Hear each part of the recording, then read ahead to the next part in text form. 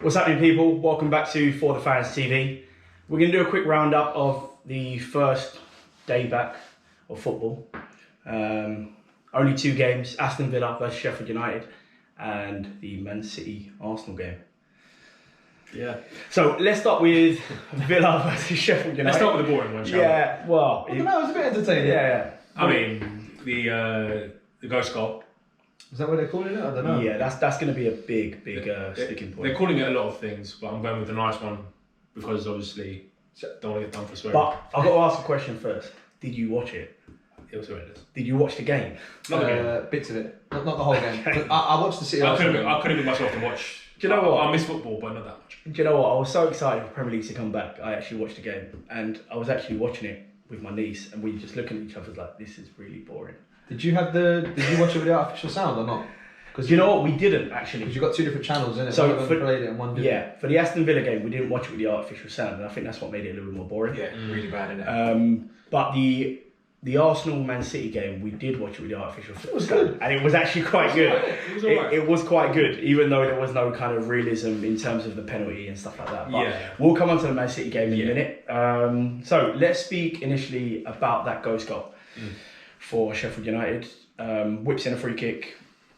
Ball goes miles over the line. And initially, I thought it went over the line. They celebrated though, innit? I'm sure the players celebrated. 3 players Ran off and celebrated.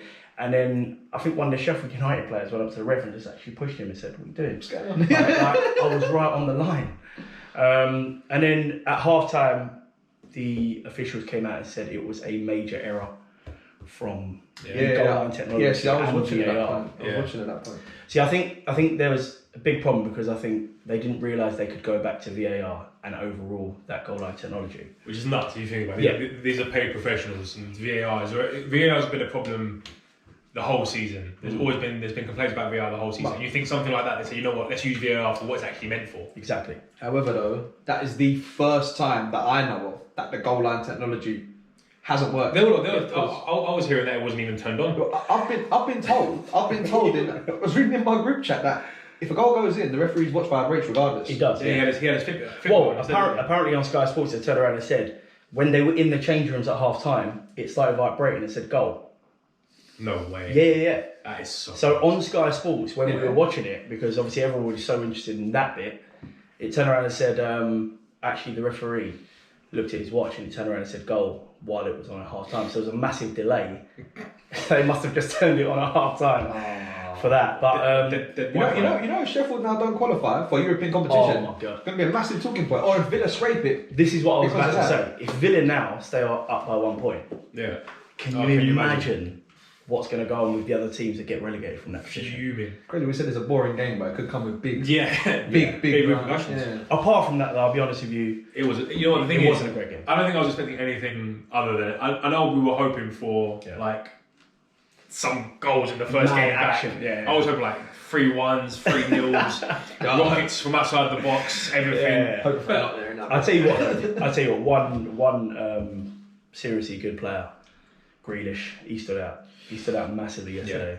Yeah. I know he's playing kind of against Sheffield United. No disrespect to Sheffield United, but he literally was doing what he wanted yesterday. Every single time he was on the ball, he looked dangerous. Yeah. Surely he will not be at Aston Villa next year. I don't like him. Ooh, what? You don't like him? He's alright. He's alright. Do you know what's interesting? He's alright. I was actually, when he was linked with Spurs last year for 50 million quid, I actually said no, I didn't want him. No, but that's too much.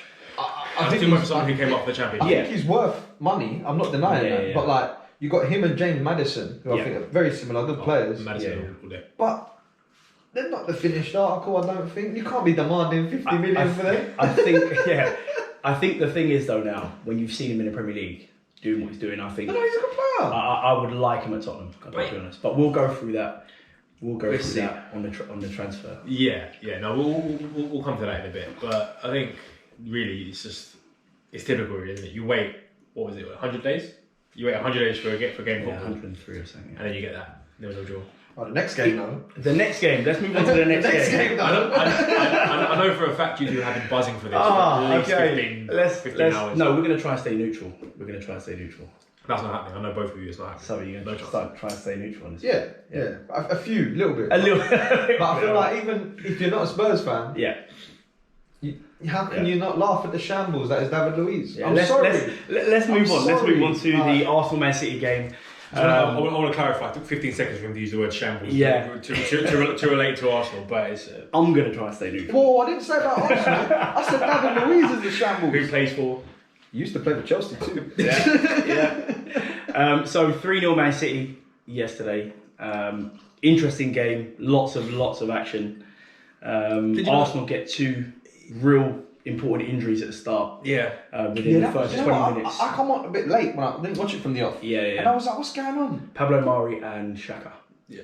But the thing is, I think the centre back's a big issue though because Massive. Always has been for Arsenal. Yeah, so they're bringing someone like, we're going to try Mari. But Mari looked alright though. So I mean, we're going to try him out. Mari had his first 50, or however long it was before he went on. He had a good touch on him. He was pushing up. He was kind of controlling the defence forward. Yeah. And then as soon as he went off, I think that was the catalyst for the Man City really stepping up the gear, but them also going down a little gear. You can say like obviously as well, Man City. You know what they're capable of. They were just taking a bit of time to get into it. It's been a while since they've been out there playing. They were, but they had a few chances with Nketiah. Where they could have, they had a few chances. They had a lot of chances, and there was one. Yeah. There was. I don't know if you saw it. I think it might have been Nketiah running through, and Aubameyang was in acres. But I think he was offside though. He went. one chance. As soon as Nketiah got the ball, Nketiah was offside. No, they put the flag up. No, not that one. Oh right, before. So what happened was, I think it was Nketiah, or it might have been Willock. Could have been Willock. He had the ball bang on the halfway line, and Aubameyang was blasting. And then he went to do it, and then he stopped, and then he went wide, and everyone. I just went. What? Like, I was watching it with Chris, Arsenal fan, innit? And I was just like, even I was fuming, and I was like, what was I frustrated? Because you're a Liverpool fan. I mean, you wanted Arsenal to win yesterday. Big time. You can rely on not being able to rely on Arsenal. But to be fair, even in your show, I'm gonna stay neutral, guys. I never made that promise. To be fair, even in your show, you said. By the way, guys, Sava and Aggie are partners of it's their channel, the Coffee House Podcast. Yep. So please go and follow their channel. They've got some real good content on there, especially about Black Lives Matters as well. They've done a brilliant video on that, so please go and check it out. On your video that you've done a little roundup of the football, you actually said you can't rely on Arsenal anyway. Yeah, I mean, before the game, we knew it wasn't going to happen. I said with hope. Yeah. That I said. What did I say? 3. Did I say 3-0? You said 3-0. I think you went 3-0. Yeah. I think I said 3-0. I went 3-1. Big brain. I went 3-1. Yeah, but I just knew. I hoped that they could get something out of it. And to be fair, they really could have, but they just could not capitalise on anything. To be fair, once they got that red card, there is a lot of question marks about that selection. Like there was no Torreira. There was Martinelli wasn't fit. I think he wasn't fit. I know, but what excuse is there to not be fit after 3 months off? Man, come on. But that's what they've said anyway. Do you want me to tell you? I was speaking to an Arsenal fan. I'm 12 kilos down. I can now cycle after 3 months off, and I'm a lump. These men are getting paid 200 grand a week. Yeah, thank you. PT over it. To be honest with you, I think the big thing was we'll go on to Ozil, but Arteta said the reason why he put that team together was for the energy and the best players that have trained in the last 2 weeks. So that was his reasoning for starting that young lineup with Nketiah and Willock and everyone else. That would worry me as well. Torreira wasn't fit, so Torreira you need to take out because apparently he wasn't fully fit. He wasn't doing a lot of running training, and they got unlucky in the first 20 minutes with those. Very unlucky. I mean, but moving on to Devin Cambusi injury. Moving on to Luiz. Let's move on to Luiz because it's a real good good subject. Yeah. As soon as he comes on, I mean, you could just tell there was massive problems at the back. There was an air of worry. I don't even think he picked up there's a couple of times he's tried to dribble out and come out from the back, and regardless of the mistake he made for the goal, and I'm thinking it started already. As soon as he's come on, I'm looking and thinking, do you know what? It started already, this gig. As soon as Arsenal signed this guy, I had funny conversations with an Arsenal fan. He turned around and said he's going to be the best centre back, better than all of our centre backs. He's going to be this. Now, my issue is this. I said to him exactly the same thing I'll say now. He is not a centre back. Yeah, he is a CDM at absolute best. He needs someone behind him. He is collateral in that last man position. So when Mahrez went through on him, you just knew what he was going to do. He done it against Chelsea last year, done it against Man United. No, because the new rule is That's what I if thought. it's in the box, it's a yellow I card. thought you can't get a red and a penalty. It's like a double whammy. It's not allowed. Yeah, I thought. Unless it's like that. tackles his knee, like knee high or something. No. I think it's a yellow, but either way, they're going to lose that game no matter what after that penalty. Yeah. So I think that will be the last time you see Luiz in an Arsenal top. To be fair, when they first signed him, you thought £8 million. It's a bit of a bargain, really. Even if it's a backup. It's not a bargain with the amount of mistakes he's made. No, I agree. It's not a bargain. I agree. They should have paid them. I think Luiz should be paying him. Arsenal. Yeah. I mean, I'm not being funny, but who would have thought we'd be sitting here after Man City Arsenal and we wouldn't be cussing Mustafi, but we're instead cussing David Luiz. There is a positive on the Luiz situation though. He got 2 assists. So anyway, all right. So that's a little. That's all for me. That's a little bit of. You know what? A little bit about I just Luiz. realised we've said nothing about how good Man City were. You what? This is what I wanted to know. Because look, you can talk about how good Man City are, but it's outshined by how bad Arsenal were. Yeah, but which is the problem. But at the end of the day, City were clinical. Let's have a little chat about City and how they set up. They weren't quite attacking. They dropped Aguero, put Jesus in that position. Now, one player that really stood out. I mean, you guys are probably going to say this. I think Kevin De Bruyne is not human. No, he's not. He's the best midfielder. He's a robot. He's an absolute robot. Everything that guy does. I mean, they turned around and said he put on weight throughout the lockdown. I disagree. I think he's lost weight. Listen, let him put on weight. Have you seen what he can do with the football? He's incredible. Every single time he gets on the ball, problems. How many times do you see the guy dribble? The guy's not. He's not a sprinter. He's not a dribbler. He gets the ball and he will spray it. Do you know one of the biggest things about Luiz though? As soon as De Bruyne had the ball, Luiz is dropping 10 yards because he's so afraid of what this guy's going to do. Every single time, picks up the ball, Luiz is literally dropping, and he wants basically Mustafi to come as that player to come and intercept him. Imagine but Mustafi's so scared. It's hard for them at the back. No. But De Bruyne is one of the best players in the world. For me, he's the best number 10 in the world. I think he's one of the best midfielders. For me, 100%. He's probably the best midfielder in the world at the moment. You've got him and David Silva. I feel like with them two in your team, the creativity is like. That's a joke. Let me just put it this way. Imagine you take that midfield and put it in Liverpool's team. You're looking probably at one of the best teams in world football. 100%. Are you with me? You put them two ever. Their midfield, Man City's, is incredible, man. I think as well. I think the big thing was Pep said that they didn't have a practice game. So I think that first 20 minutes could have been just to get their flow a little bit, and then red card definitely helped. Well, even after 25 minutes or 20 minutes, when Mari and Xhaka was off, after they got a foothold in the game, it was a different ball. Yeah. Like literally, Arsenal could not get out of their half. Their tactics obviously gone out the window after that. It was 3 shots. Yes, exactly. Arsenal had 3 shots, none on target. Yeah, if I remember correctly, and City had 12 on target. I'll be honest, I was fuming. I got Aguero up. Thought I'd get a leg up on the fantasy league, yeah. So I've gone in. I thought I've made some transfers. Aguero was in there. He didn't start. He likes Jesus now. He's come on. Yeah. Did you see how many chances he's missed? Yeah. I thought, come on, all you got to do is put it away. I got De Bruyne. I got Sterling. I thought, yes, it's going to be a clean sweep. You know what? I forgot about fantasy. That's what I mean. My team, That's what I mean. I thought, hey, everyone's going to forget. I mean, it doesn't matter. I think I'm 43rd out of 60 people. I put Harry Kane back in. What? Yeah, I'll put him back in as well. Well, I mean, he's not injured anymore. I rate that actually. I think that's not a bad shot. I put Harry in, but no luck. We're gonna Harry hat-trick, innit? Say that one for another video, I think. Yeah. So quickly, I just want to touch on this Black Lives Matter protesting and what's been going on, right? Because it's obviously an important subject in football, mm-hmm. And everything that's been going on is so sad with George Floyd in US. So what do you guys think about what's been going on? And also taking the knee at football, I think that's a good gesture as well. It's interesting because Kaepernick did it a few years ago and he got grilled. Let's be honest, he did. Yeah. He got grilled for it. Yeah. And it's kind of it's almost like he had the foresight, really, isn't it? Because now everyone's doing it, and it's not mandatory. Like they're not making them do it, but it's almost mandatory in that everyone wants to do it because everyone wants the change to happen. Whereas before, of course, people was looking down on it, and I think like it's horrible to say that something like this has happened, and it's the protesting has kind of brought it to light. Yeah, of course. But I think it's good. If that makes sense, that it's good that something like this is happening because it is bringing it to light, and they are making changes. Yeah, and I think when you got people who people idolise like footballers, a lot of these kids growing up, they wouldn't know what's happened in the last however many hundreds of years, and they wouldn't know the situation, but they'll grow up seeing this now, and they'll see that the football players are really taking a stand, which is amazing. Yeah, which is a big thing because especially someone like Stern as well. I've got to say, because some of the stuff that he's put out, he's obviously in a position where he's a black man and he's had racism on him. So when he had that interview yesterday, you could really tell it got to him a little bit. Yeah, he's emotional. He's very emotional about it, which shows he cares, man. Yeah, so it's a good thing that this is happening now, that people are starting to really look at it and protest. And I'm all for it. I'm all for it, and it's difficult to speak on it when you haven't yourself experienced it. But talking to like friends I have and.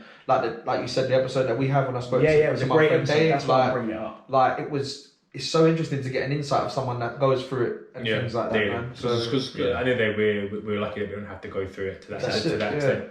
And to hear it from that perspective, I was honestly, at times I was shocked, man. Taken back.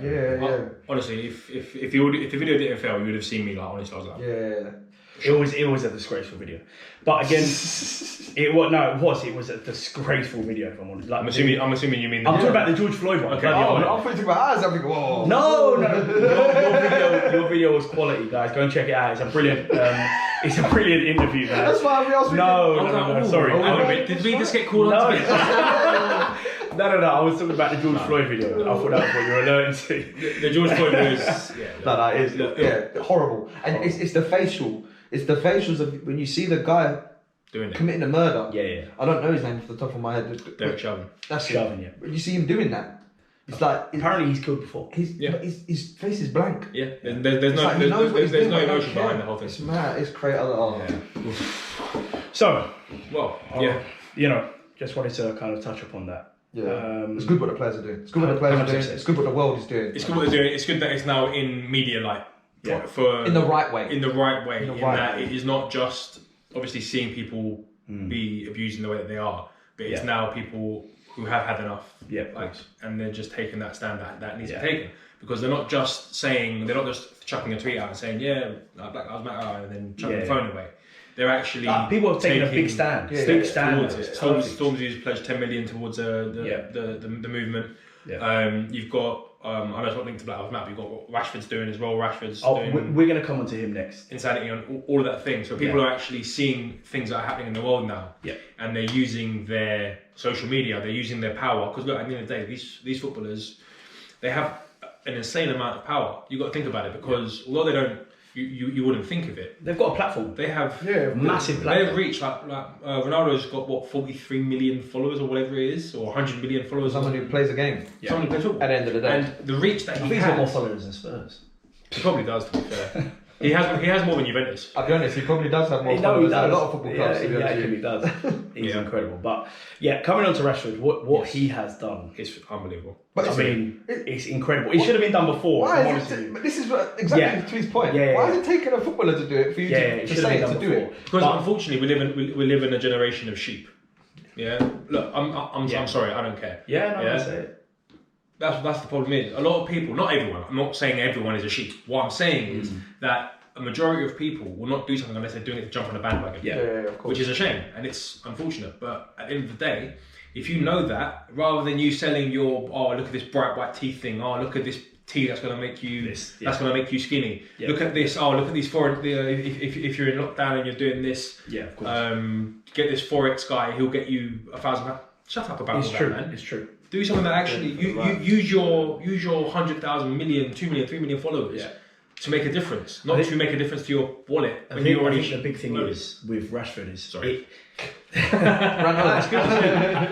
think the big thing is with Rashford. It hit him as a kid, so he's now making sure that kids are not going to go through what he went through, which is the best part of it. So I had to give a massive well done to.